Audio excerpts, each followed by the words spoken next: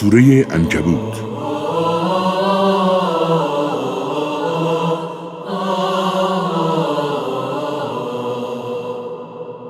اعوذ بالله من الشیطان الرجیم.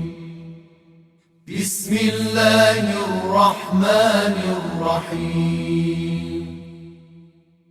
الف لام میم. احسب الناس ان يتركوا ان يقولوا آمنا وهم لا يفتنون. به نام الله که بخشاینده و با رحمت است.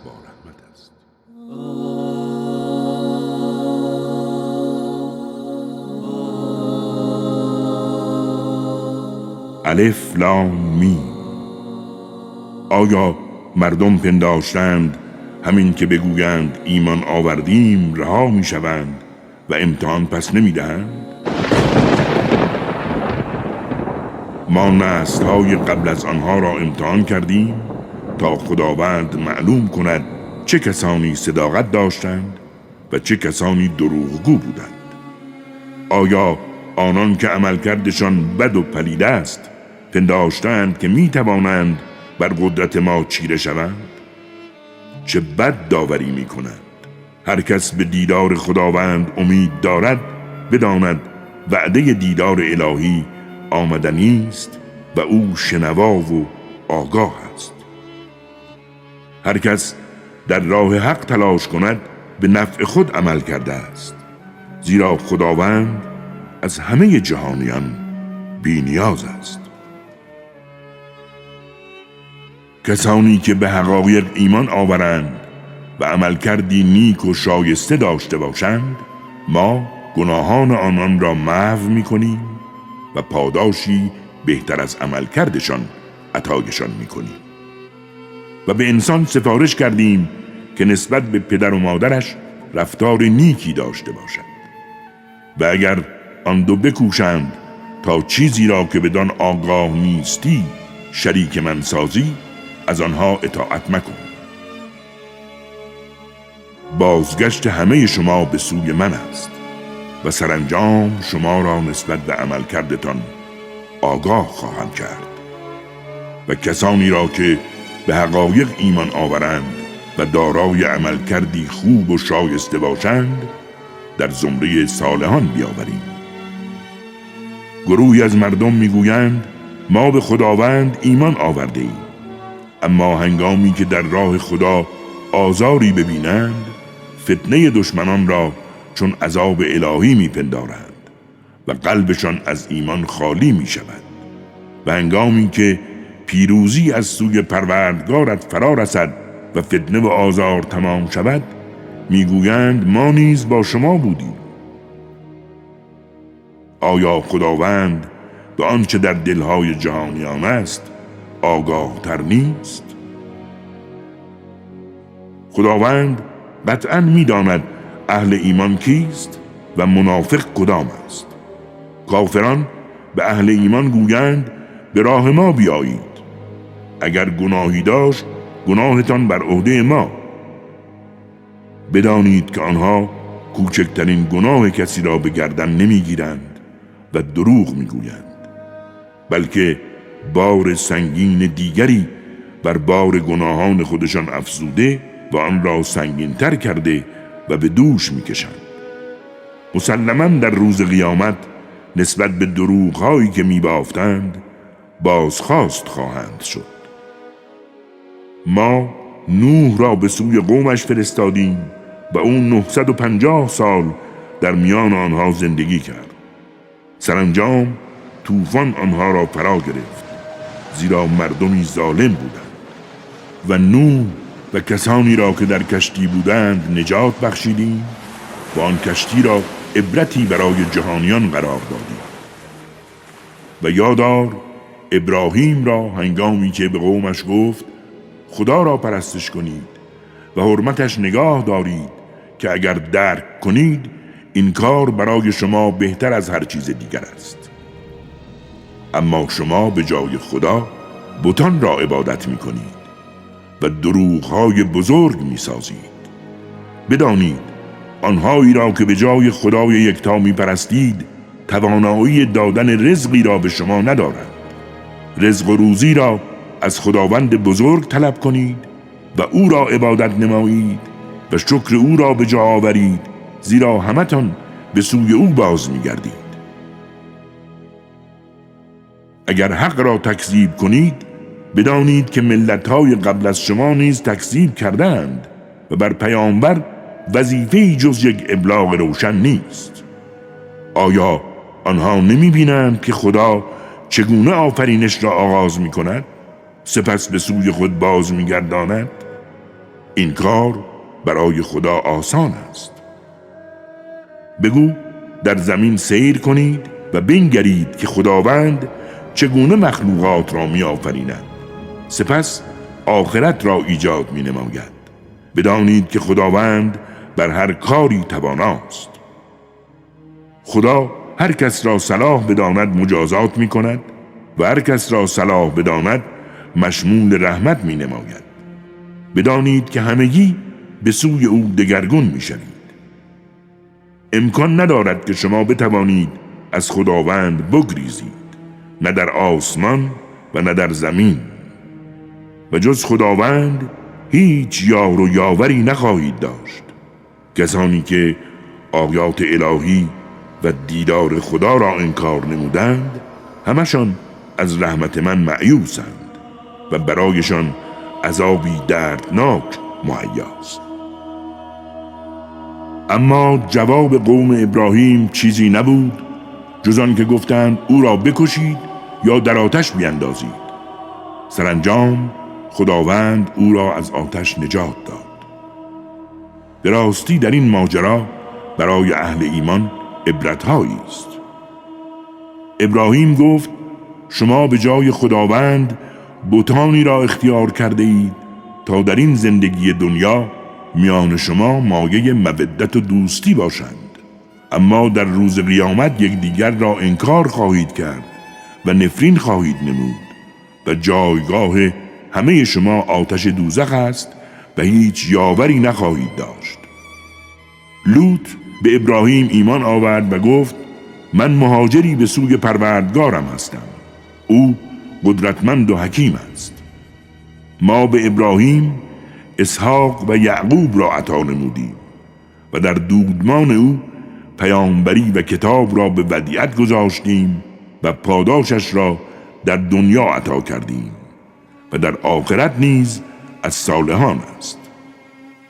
و لوط را به پیامبری فرستادیم و به قوم خود گفت شما اعمال زشتی انجام می دهید که قبل از شما هیچ کس از مردم جهان مرتکب نشده است. چرا شما به سراغ مردان می روید و راه بقای نسل را قطع می کنید و در محافل خود کارهای زشت مرتکب می شوید؟ جواب قومش جز این نبود که گفتند عذاب الهی را برایمان بیاور اگر راست می گویی. لوط گفت پروردگارا مرا بر این قوم فاسد و تبهکار یاری فرما. هنگامی که رسولان ما برای ابراهیم مژده آوردند گفتند ما نابود کنندگان اهل این شهر هستیم، زیرا اهالی آن ظالمند. ابراهیم گفت در آنجا لوط پیامبر هست. گفتند ما بهتر می‌دانیم چه کسانی در شهرند. او و خانواده‌اش را نجات خواهیم داد مگر همسرش که با بازماندگان در شهر میماند. و هنگامی که رسولان ما به سوی لوط آمدند از دیدن آنها اندوهگین شد و در کارشان بماند. گفتند نترس و غمگین مباش، ما نجات دهندگان تو و خانواده‌ات هستیم، البته بجز همسرت که در شهر با بازماندگان خواهد ماند. ما به خاطر اعمال زشت اهالی این شهر از آسمان بر سرشان عذاب نازل خواهیم کرد. ما از آن شهر برای خردمندان عبرتی آشکارا بر جا گذاشتیم و به سوی شهر مدین برادرشان شعیب را فرستادیم و او گفت ای قوم من، خدا را عبادت کنید و و به روز قیامت امید داشته باشید و در زمین فساد و تباهی به راه نیندازید. سرانجام او را تکذیب کردند و زلزله آنها را گرفتار کرد و در خانه‌هایشان بر جای مردند. ما قوم عاد و ثمود را نیز هلاک کردیم. آثار خانه‌هایشان برای شما آشکار است. شیطان اعمالشان را در نظرشان زیبا جلوه‌گر نمود و از راه نجات بخش خدا باز داشت، در حالی که مردمی صاحب بصیرت بودند. و قارون و فرعون و هامان را نیز هلاک کردیم، زیرا موسی با دلایلی روشن نزدشان آمد، اما آنها در روی زمین تکبر ورزیدند و برتری جویی نمودند و عاقبت نیز نتوانستند از مجازات الهی بگریزند. همه را به سبب گناهانشان گرفتار کردیم. بر بعضی طوفان شن فرستادیم و بعضی را صیحه‌ای مرگبار فرو گرفت. برخی را در زمین فرو بردیم و برخی را غرق کردیم. بدانید که خداوند به آنها ظلم نکرد، بلکه این آنان بودند که به خویشتن ستم کردند. مثل کسانی که چیزهای دیگری را به جای خداوند تکیه‌گاه و دوست خود برمیگزینند، مثل عنکبوت است که سرپناهی سست اختیار کرده است. بدانید سست‌ترین خانه‌ها خانه عنکبوت است. کاش این نکته را درک می‌کردند. خداوند بزرگ می‌داند که آنها چه چیزهایی را سوای خودش به خدایی می‌خوانند. او قدرتمند و حکیم است. اینها مثل‌هایی است که برای مردم می‌زنیم، حالان که جز اهل دانش کس دیگری آن را درک نمی‌کند. خداوند آسمان‌ها و زمین را به حق خلق کرده است و این خود برای اهل ایمان عبرت است. اتل ما اوحی الیک من الكتاب واقم الصلاة إن الصلاة تنهى عن الفحشاء والمنكر ولذكر الله أكبر والله يعلم ما تصنعون. آنچه را که از کتاب بر تو وحی شده تلاوت کن و نماز به پای دار، زیرا نماز از فحشا و زشتی ها باز می دارد و بدان که یاد خدا بزرگتر از هر چیز دیگری است و خداوند نسبت به رفتارتان آگاه است. با اهل کتاب فقط به نیکوترین وجه مجادله کنید، مگر کسانی از آنها که ظلم و ستم کرده باشند. به آنها بگویید ما به هر چه بر ما نازل شده و هر چه بر شما نازل گشته است ایمان داریم. خدای ما و شما یکی است و ما سراپا تسلیم او هستیم و این چنین قرآن را بر تو نازل کردیم. پس کسانی که کتاب آسمانی عطایشان کردیم به قرآن ایمان می آورند. برخی از این گروه نیز به قرآن ایمان می آورند. بدانید کسی آیات ما را انکار نمی کند مگر اینکه به حقایق کافر باشد. تو قبل از قرآن هیچ کتابی را نخوانده ای و به دست خود آن را ننوشته ای، مبادا اهل باطل شک و تردید کنند. بلکه قرآن آیات روشنگری است که جایگاهش سینه‌های اهل دانش است و غیر از ظالمان کسی آیات ما را انکار نمی کند. و گفتند چرا معجزاتی از جانب پروردگارش بر او نازل نمی شود؟ بگو آیات و معجزات نزد خداوند است و من فقط هشدار دهنده ای آشکارم. آیا همینقدر که کتاب بر تو نازل کردیم تا بر آنها خوانده شود برایشان کافی نیست؟ در این کتاب برای اهل ایمان سراسر رحمت و پند است. بگو خدا به عنوان گواه بین من و شما کافی است. خدایی که آنچه را در آسمان ها و زمین است می داند. آگاه باشید کسانی که باطل را باور کردند و به خدا کفر ورزیدند بیشک زیان کردند. از تو عجولانه عذاب را می‌خواهند. اگر آن مهلت مقرر نبود مجازاتشان آمده بود و به صورت ناگهانی بی آنکه خبردار شوند همشان را در بر می‌گرفت. از تو عجولانه عذاب را می‌خواهند حالان که جهنم بر کافران احاطه دارد. روزی که عذاب سراپایشان را فرا گیرد خدا گوید به خاطر عملکردتان عذاب را بچشید. ای بندگان من، ای کسانی که به حقایق ایمان آورده اید، زمین من وسیع است، پس فقط مرا عبادت کنید. هر کس طعم مرگ را خواهد چشید و به سوی من بازگردانده خواهید شد. کسانی که به حقایق ایمان آوردند و عمل کردی نیکو و شایسته دارند در غرفه‌های بهشتی که از زیر آنها نهرها جاری است جایشان می‌دهیم و در آن جاودان خواهند ماند و چه پاداش خوبی است برای اهل عمل.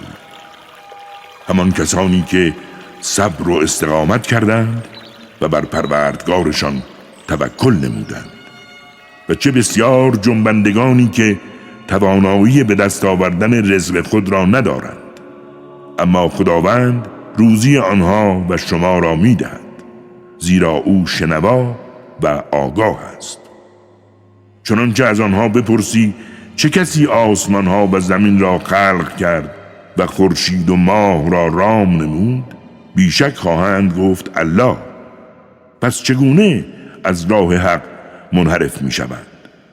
الله يبسط الرزق لمن يشاء من عباده ويقدر له إن الله بكل شيء عليم.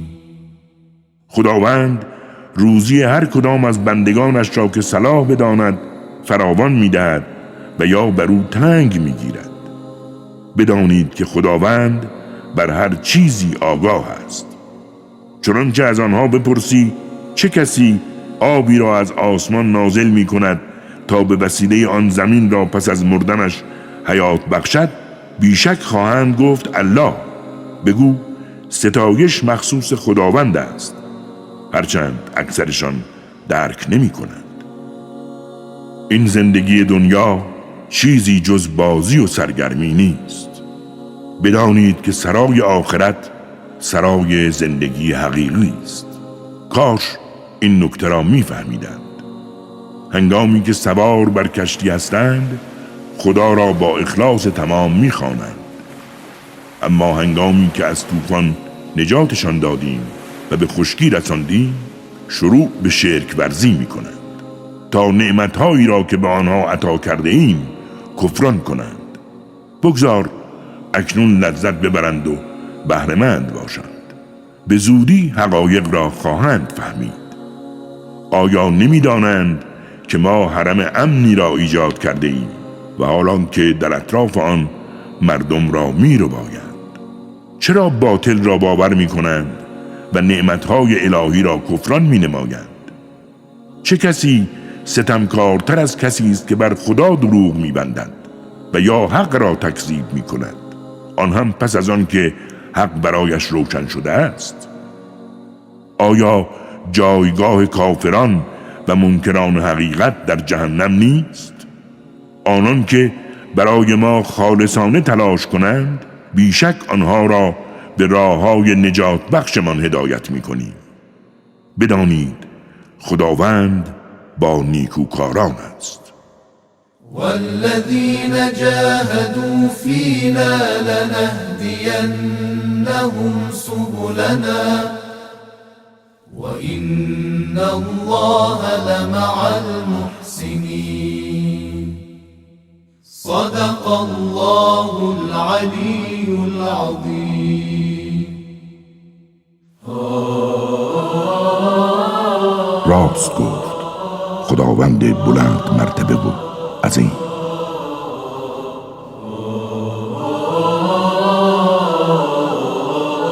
کاری از مؤسسه پیامبر مهر و رحمت صلی الله علیه و آله و سلم.